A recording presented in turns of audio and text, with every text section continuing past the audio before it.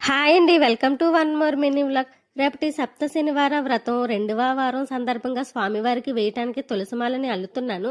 చిన్న చిన్న పూలు తులసి దళాలు అయితే మాల కడతాను. పెద్ద పెద్ద పూలు వంటివి మాల కట్టడం రాదు నాకు.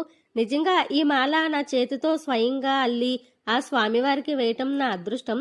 అప్పుడప్పుడు వర్షాలు పడటంతో మాకు వాటర్ పక్కనే తులసి మొక్కలు చాలా ఏపుగా పెరిగాయి. ఇక్కడ తప్ప ఇంకెక్కడా లేవు.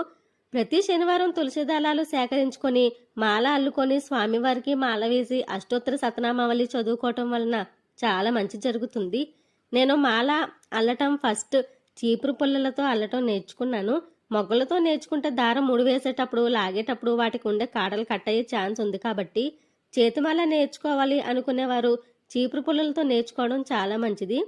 మాల అల్లటం నేర్చుకుంటే పూజలప్పుడు పూలమాలలో తులసిమాల మన చేతితో మనమే స్వయంగా అల్లుకొని స్వామివారికి వేయవచ్చు. ఈ రోజు నేను అల్లిన తులసిమాల ఎలా ఉంది కామెంట్ చేయండి. సబ్స్క్రైబ్